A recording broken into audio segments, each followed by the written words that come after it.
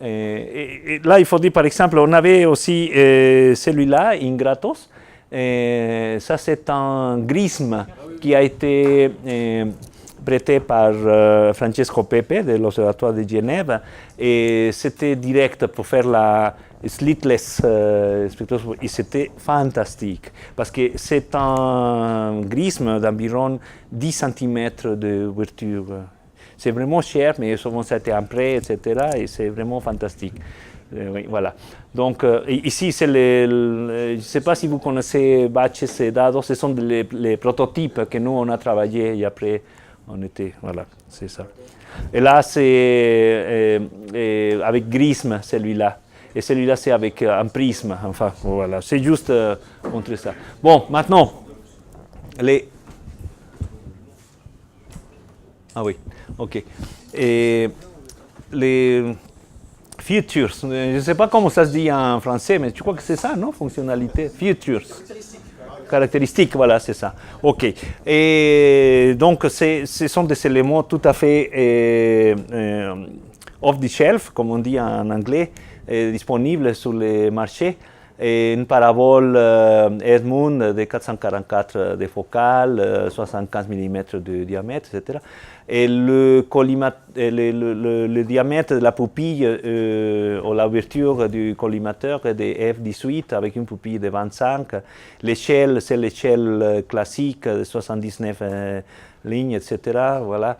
Et là, ici, on a utilisé pour les premières flechas, c'était de 200 grooves per millimètre. Et à 10 degrés, c'était le Blaze. Et voilà. Sinon, de Newport, de Milton Roy, ça coûtait 2000 € l'échelle. Mais on peut le faire avec des échelles de transmission de Thorlabs, aussi sont bonnes. Et sinon, ici, bon, il manque, c'était un prisme SF2, je crois, des quilles optiques qui est de 60-60 commercial qui coûte 300 €. Voilà. L'objectif que nous, on utilise beaucoup, c'est le F200 ouvert à F2.8. Ça, c'est oui, voilà, c'est ça, c'est un classique, mais qui donne une qualité très, très, très bonne.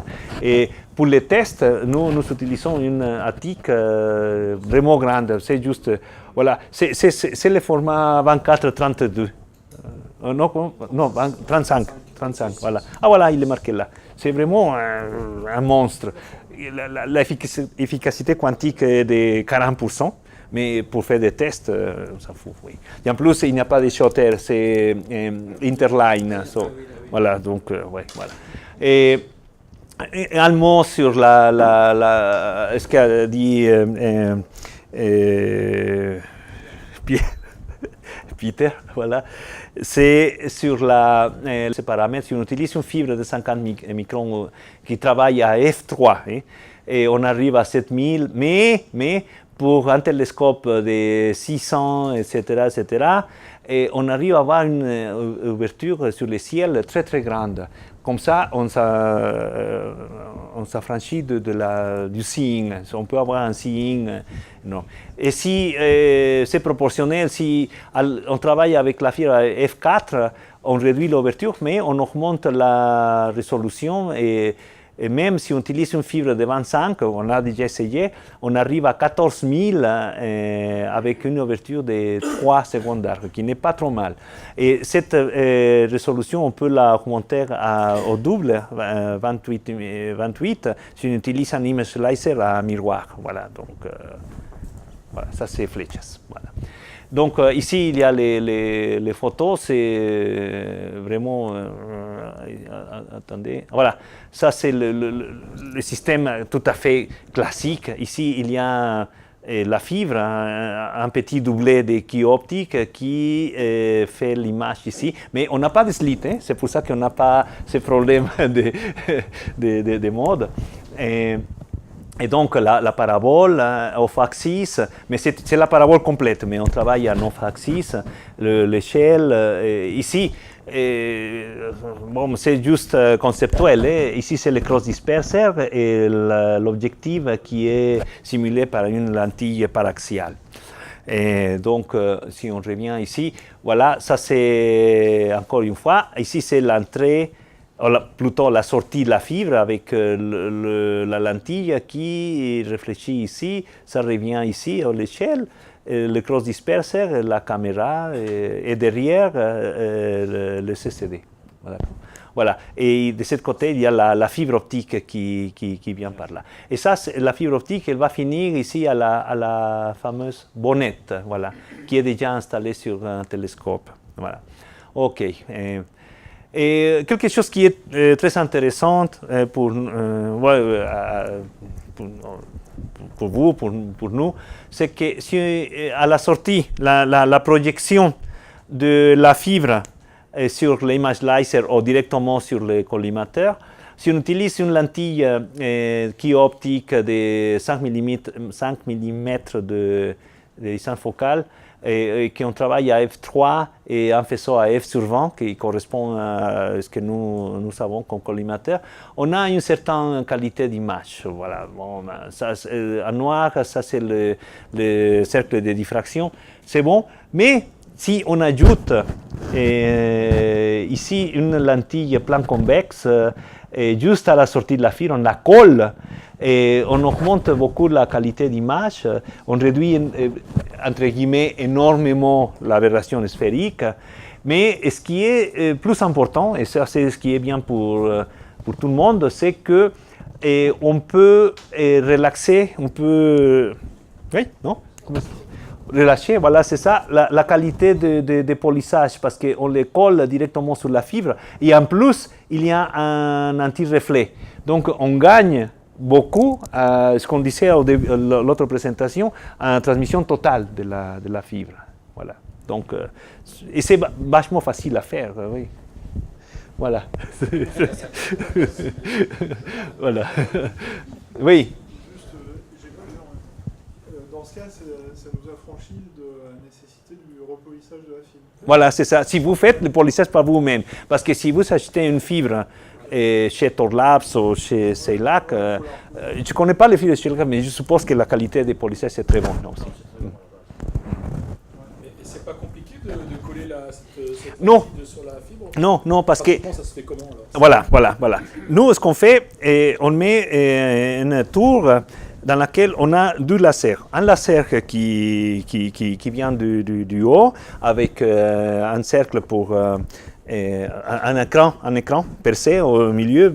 Et après, on fait avec... oui, bon, on le met à la verticale avec un liquide, c'est un huile qui réfléchit, etc., pour qu'il soit, etc. Voilà. Et donc, voilà. Après, oui, c'est juste dans le détail. Mais après, on met la fibre, voilà, c'est ça.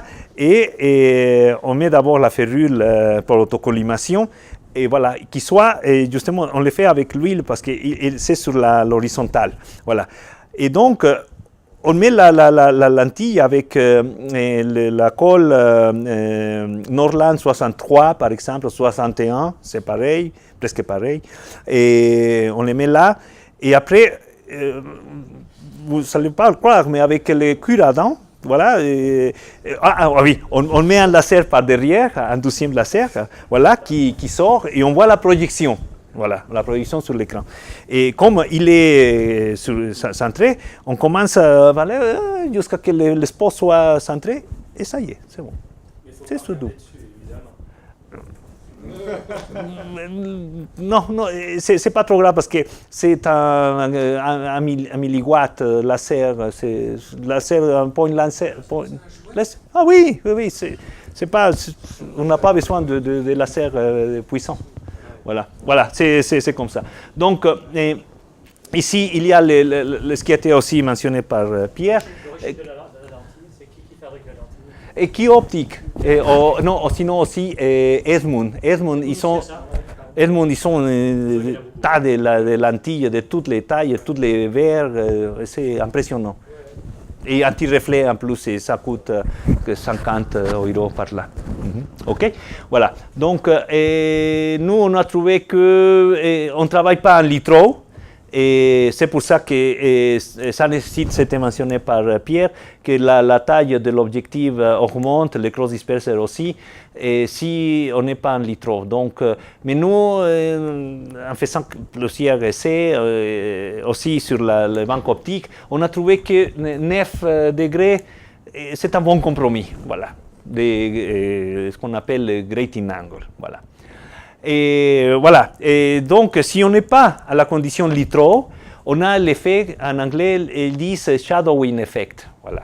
C'est-à-dire que, comme on ne travaille pas à litro, voilà, on crée cette zone d'ombre. Ce n'est pas exactement une ombre, parce que si vous prenez une échelle, et la projection est comme ça, et si vous l'inclinez un peu, elle va croire comme ça, mais on ne peut pas la lumière. Donc, la lumière, en réalité, elle va se répartir sur les ordres qui sont à côté. Mais il y a une conservation de l'énergie. Ce n'est pas un effet d'ombre, c'est juste la façon de le dire, mais ce n'est pas tout à fait. Enfin, c'est juste. Et là, on voit, et ça, on a fait des mesures de l'efficacité. Ça, c'est en litro. Voilà. Et quand on commence à augmenter l'angle de grating, qu'on appelle comme ça, nous, on est à 400, c'est le demi-angle. Voilà, c'est ça. On perd 15% de l'énergie. Voilà. Mais l'avantage, c'est qu'on gagne en resolving power. Résolution, pardon. Voilà. Voilà. C'est ça. Donc, d'un côté, on perd, mais on gagne. Voilà. Ça.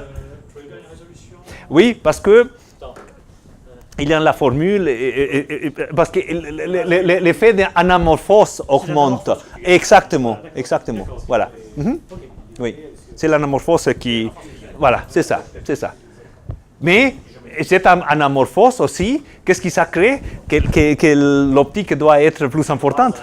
Mais oui, donc c'est toujours pareil.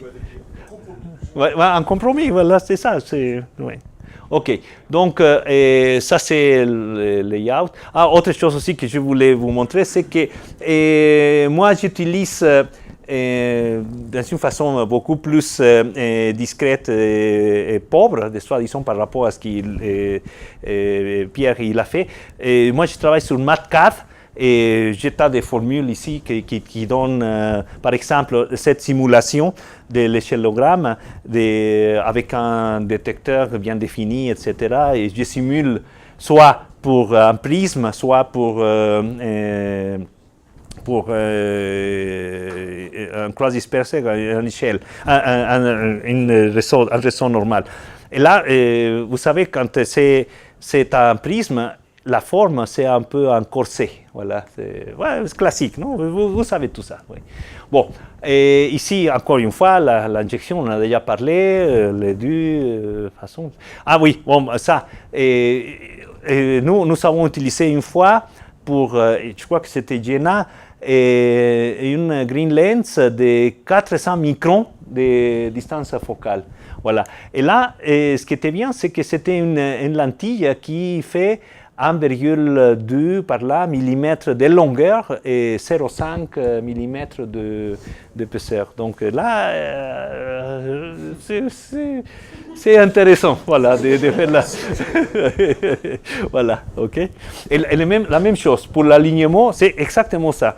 Donc on met par derrière le laser, on regarde et là, il faut, moi je l'ai fait avec pas un positionneur, un étage XY de précision de quelques microns, et on joue comme ça. Mais la façon de tenir la fibre, la lentille, parce que c'est une lentille de 0,5 mm de diamètre. Donc, ce qu'on a fait, c'est sur la pointe, on a mis une feuille de papier, on a coupé avec les cutters, voilà, c'est ça, un petit carré de 1 mm, carré. Et voilà, avec celui-là, on pousse un côté, l'autre, comme ça, jusqu'à arriver à voir. Et après, en fonction de la position de spot, on estime le défaut d'alignement. Et on arrive à les positionner à 2 microns. 2 microns par rapport au cœur de la fibre. Oui, c'est intéressant. Voilà. Voilà. Donc, ici, c'est l'exemple que nous avons. Par exemple, nous avons utilisé une fibre polymicro de 50 microns, 15 mètres, et ça c'est pour Jena. Et voilà, donc la réduction était de F8 à 3,18, etc. Un green lens. Voilà, les pinoles, c'était un pinole à nickel. Et une feuille de nickel de 14 microns d'épaisseur. Vous savez, c'est difficile à manipuler. Nous, on l'a fait aussi polir. C'est aussi vraiment difficile, etc. Mais on arrive quand même. On passe du temps, mais on arrive. Et on a utilisé aussi une image laser à miroir. Voilà, donc classique, c'est ça. Voilà. Et voilà un exemple comment la bonnette elle a été mise avec la caméra. Ça, c'est une caméra. Voilà. Maintenant, il y a des caméras vraiment. Tu m'as impressionné avec la petite caméra. Nous, on utilise des caméras vieilles. Enfin, voilà. Donc, voilà. Et maintenant, un mot sur l'efficacité. Et normalement, nous, on prend par exemple, d'après Edmund, l'efficacité du miroir est de 95. Oui, parce que c'est aluminium enhanced, comme ils disent. Non? Voilà. L'échelle des Thorlabs sont là mesurées à 55%. Non, ils disent que c'est 55%. Et il y avait un petit vignetting parce que la pupille était au-delà de la taille de l'échelle. Et le prisme est de 92, et les canons 90, etc. Et on arrive à des valeurs qui sont, voilà, 41, l'ensemble de 20 à 32%, théoriquement, quand on fait la liste de tous les composants. Voilà, maintenant, la même chose pour la fibre. Ici, ça, c'est juste indicatif, mais sans tenir compte des signes, si on tient compte de la qualité du polissage, les pertes de Fresnel à l'entrée et à la sortie, l'alignement des lentilles, la transmission de la fibre, etc., pour une certaine longueur, la FRD, qui dépend énormément de la façon comment on prépare la fibre, etc., on arrive à des valeurs comme celui-là. Maintenant, désolé, voilà. Ici, quand on fait des mesures d'efficacité de l'ensemble du système fibre plus spectrographe, on utilise un laser vert de très haute stabilité. Et donc, quand on fait ça, il faut tenir compte de la position du laser par rapport au sommet de l'ordre dans lequel ce laser se trouve. Voilà, c'est une correction qu'il faut faire. Voilà. Et ici, juste pour vous présenter quelques résultats, on a mesuré la réflectivité de la parabole d'Edmund et on voit que à 400, on arrive à 92 et ça tient ce qu'ils avaient dit, c'est à plus ou moins 95 au milieu de la bande visible et à 650, c'est 93. Donc, c'est pas si mal que ça. Et les cross disperses de Newport, il était pas mal, il arrive à 77 par là, en efficacité, sur une large bande, et à 400 c'est de 55 et à 45 à 800, voilà, donc c'est déjà pas trop mal, voilà. Mais par contre, les cross disperseurs, les prismes, c'est plus intéressant. Bien sûr, c'est en fonction de l'épaisseur des verres qu'on mesure, mais on a fait mesure ici presque au sommet, ici en bas et au milieu, et on trouve ces valeurs-là. Donc, dans les rouges, on arrive à 96% d'efficacité et 530, voilà, c'est 92. Et dans les bleus, voilà, c'est là une grosse différence. La moyenne, c'est 84. Voilà, c'est juste pour dire ça. Il y a coding dessus. Oui, oui, oui, oui, il y a un coating, voilà. C'est qui est optique, voilà, oui. Et ça, un F2 prisme, les verres, voilà. 60 degrés de apex. OK, voilà. Et voilà, ici on a mesuré aussi la transmission du canon. C'est impressionnant, parce qu'il y a combien, je crois que cette lentille, facile. On l'a mesuré, on l'a remesuré, et il s'arrive à 90. C'est impressionnant. Voilà. Et aussi dans les bleus, il descend jusqu'à 370, 50% quand même. C'est fantastique. Ouais, bon, nous, on était... Voilà, OK. Ah oui, voilà, donc la façon de faire les mesures avec une sphère intégrante, parce que la sphère intégrante, elle est moins sensible aux erreurs de positionnement du faisceau, etc. Enfin, voilà, et c'est avec ça qu'on fait des mesures, parce que ce système-là des lasers, ici que vous voyez, et on l'a fait sur Thorlabs, les microbench, qu'elle appelle comme ça, en ligne, avec voilà, un pinole, un petit objectif, un iris ici pour définir les F3 dans la fibre, etc. Et avec celui-là, voilà, c'est ça. Ici, vous voyez, on a une sphère intégrante pour faire les 100% de la référence. Après, on met la fibre et au bout de la fibre, on mesure sur fléchage l'efficacité de la fibre ou l'efficacité totale compte tenu de objectif de la oui, le canon. Voilà, donc voilà. Donc l'efficacité de la fibre qu'on a mesurée, parce que bien sûr c'est une fibre qu'on a fait de façon extrême à F3, on arrive à 82%. Voilà. Voilà, c'était bien, mais c'est vraiment particulier parce que c'était une fibre qui c'est trop délicate. Si on la tire un petit peu, on la casse. Mais bon, c'était pour voir jusqu'à combien on pouvait arriver. Ça, c'est vraiment exceptionnel. Normalement, on arrive à 70, 75, mais pas plus. Voilà. Et l'efficacité du spectrographe aussi, elle était très bonne, 40%. Juste le spectrographe. D'accord. Et bien sûr, si on fait la correction par la position du laser verte, qui n'était pas au pic, pardon, crête, la crête, voilà, c'est ça, de l'ordre, on arrive à 42%. Et donc, l'ensemble de l'efficacité totale de l'appareil, compte tenu de la fibre optique, on arrive à 34%. Qui est déjà pas trop mal. Bon, on pense que c'est pas trop mal. Voilà. Le prisme, voilà, c'est la version prisme. Oui. Et justement, il y a 2 semaines, quand il y a eu les collègues allemands qui ont fait des mesures sur autres spectrographes et ils arrivent à peine pas plus de 20%. Et ils ne savent pas pourquoi, mais bon, aussi c'est la fibre, etc., et problème d'alignement, de vignetting. Voilà. Donc, en fin de compte, ça c'est quelque chose que vous le savez, ce qui concerne l'efficacité, le problème c'est la fibre, en fin de compte. Et là, si on perd 30% de la lumière juste parce que...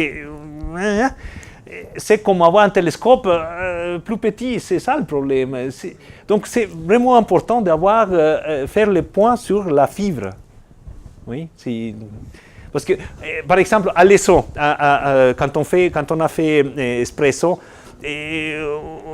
comment est-ce qu'on dit en français, on bidouille sur des que si on remonte 1% et ça va coûter 10 000 € plus l'objectif, mais c'est pas grave, on gagne 1%. Et tout à coup, on arrive avec la fibre, allez, 30% d'efficacité. Oui, c'est horrible. C'est comme avoir un télescope de 6 mètres à la place d'un 8 mètres. Voilà, c'est... Oui. Et pour Espresso, qui va utiliser dans une mode d'opération de 4 télescopes, et on va envoyer la lumière au centre, dans la salle, une salle, voilà, c'est ça. Et après, on reprend les faisceaux avec fibre optique. Et les pertes totales, c'est de telle façon qu'en réalité, on utilise 3 télescopes. On utilise un télescope pour compenser les pertes de 4. Voilà, c'est ça un peu. On ne dit pas ça, parce que c'est politiquement, c'est horrible de dire ça. Non, mais c'est vrai, c'est vrai. Mais la réalité, c'est cela, c'est cela, c'est cela. Oui, voilà. Ok, je crois que c'est... Oui. Oui, oui. Ici, bon, c'est sur la page web, c'est ce que je voulais vous montrer. Même ici, vous voyez, ici nous avons le petit moteur qui s'ouvre, etc. Et comme les dessins. Ici, bon, il y a la façon aussi de faire le réglage de la parabole. Il y a toute une... voilà. Bon, nous avons fait... d'une façon didactique, comment est-ce qu'on a fait les réglages de chaque composant, etc. Et il est monté sur des pièces mécaniques qui permettent de faire une rotation autour de l'image de la fibre, sinon il y a un déplacement latéral, etc. etc. Et, bon, voilà. Donc moi, j'aimerais bien finir avec... pour vous dire que... Quelles sont mes lunettes? Oui. Que mon collègue Carlos, il a... Attends. Voilà. Non, c'est... Ouais, bon, je sais comme ça. Voilà. Donc, sur cette page web, la nôtre, il a déjà mis à disposition de vous, voilà, c'est ça, toutes les composants qui ont été utilisés. Et voilà, même le connecteur, même une résistance, vous voyez, même la résistance. Oui, oui. Voilà, c'est ça. Et on a fait aussi les prix de tout. Voilà. Attendez. On a mis. Oui, voilà, c'est ça. Voilà, tout est là. Plus les taxes, si vous voulez, etc. Oui, tout ce qui est là. Les dessins, voilà. Oui, comment est-ce qu'on a fait, voilà, toutes les... Ici, par exemple, si vous voulez un PDF, on a tout est disponible. Voilà, ok.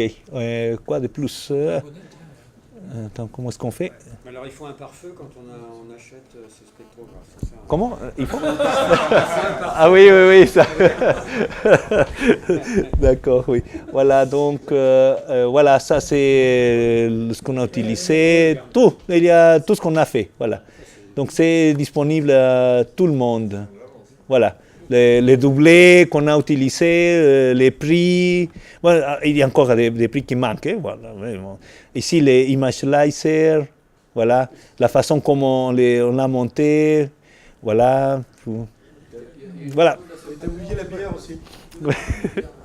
Voilà. Ah, ici, par exemple, le système pour le réglage autour du point de l'image, pour qu'il n'y ait pas de... OK, voilà. Même le collimateur, comment est-ce qu'on a fait le collage, tout. Voilà. Voilà, voilà, monsieur. Ça y est, merci.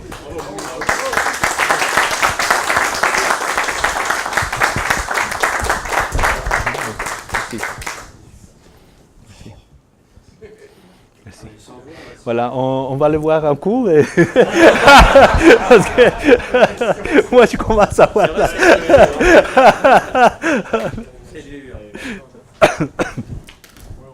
Voilà. Donc, Bah tiens.